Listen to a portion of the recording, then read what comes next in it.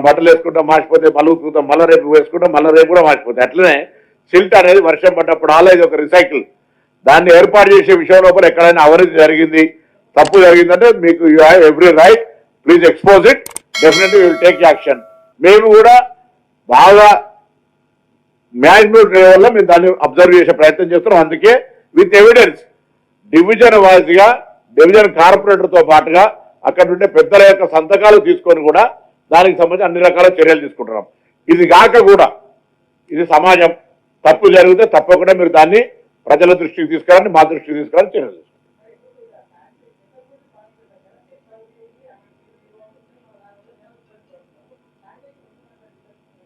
సరే, ఇప్పుడు శానిటేషన్ నిర్లక్ష్యమా లేకపోతే ఇంకొకప్పుడు శానిటేషన్ సంబంధించి యాజ్ పర్ దాని కొన్ని నామ్స్ ప్రకారంగా సంఖ్య ఇంకా డబుల్ చేయాలి, ఇంకా డబుల్ ఇంక్రీజ్ చేయాలి శానిటేషన్ స్టాఫ్. వీటన్నిటి ఉన్న శానిటేషన్ స్టాఫ్ 100 మంది ఉంటే వాళ్ళు చెప్పిన లెక్క ప్రకారంగా ప్రాక్టికల్ కూడా మనకు కూడా తెలుసు 15 మంది ఆబ్సెంట్ అవుతారు, ఓ 15% లీవ్ పెడతారు.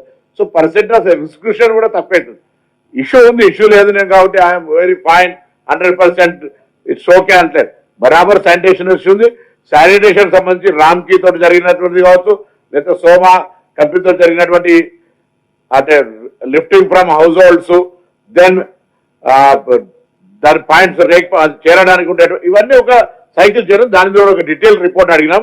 దాని మీద ఏ విధంగా ఇంప్రూవ్మెంట్ చేయగలుగుతాం అనేటువంటి అంశం గురించి కంప్లీట్గా ఇంటి దగ్గర నుంచి డంప్ యార్డ్ దాకా రీసైక్లింగ్ పాయింట్ దాకా ఉండి దాన్ని ఏ విధంగా మేనేజ్మెంట్ చేయగలుగుతాం అనేటువంటి దాని అంశం మీద.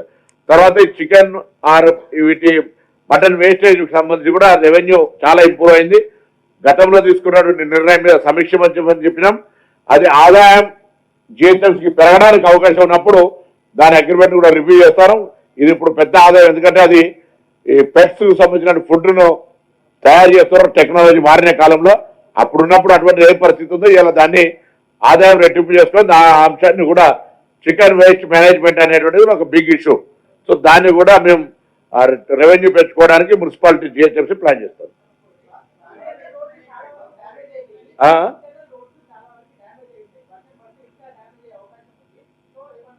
ఏ రోడ్స్ ఇప్పుడు వర్షాకాలంలో రోడ్ వేయడానికి వీలుండదు, మీకు తెలుసు. డాంబర్ రోడ్ అయితే అసలు వేయడానికి వీలుండదు. ఎక్కడైనా చిన్న చిన్న డాంబర్ రోడ్ డ్యామేజ్ అయితే మున్సిపాలిటీ సంబంధించినటువంటి ఈ హాట్ మిక్సింగ్ ప్లాంట్ ఉంది, దాంతో ఇమ్మీడియట్గా ఆ ప్యాచెస్ను పూర్తి చేస్తారు. So water road damage expansion కాకుండా ఉంటుంది. దాని బ్లాక్ ట్యాప్ డాంబర్కును వాటర్కు లింక్ చిన్న రంధ్రం రోడ్డు కాబట్టి దాన్ని వెంటనే మనం కవర్ చేసుకోకపోతే ఆ రోడ్ అంతా డ్యామేజ్ అవుతుంది. సో దాన్ని కూడా చాలా సీరియస్గా అబ్జర్వ్ చేస్తూ ఉన్నారు.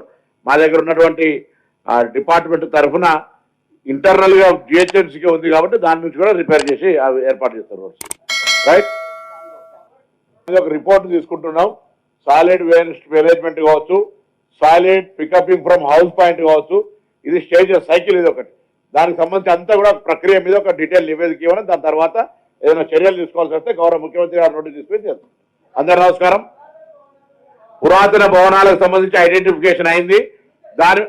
సరే అది ఎన్ని ఐడెంటిఫై అయినా వాటికి సంబంధించినటువంటి శాఖ ఇంజనీరింగ్ శాఖ నివేదిక ఇస్తాం. నివేదిక ఇచ్చిన తర్వాత నివాస యోగ్యం లేనటువంటి అన్ని కూడా ఖాళీ చేయబడతాయి, ఖాళీ చేయబడితే సీజ్ చేయబడతాయి. కూలగొట్టాల్సినవి కూలగొడతాం. వాళ్ళ ఇల్లు కూడా ప్రజల సహకారం అవసరం ఉంటుంది.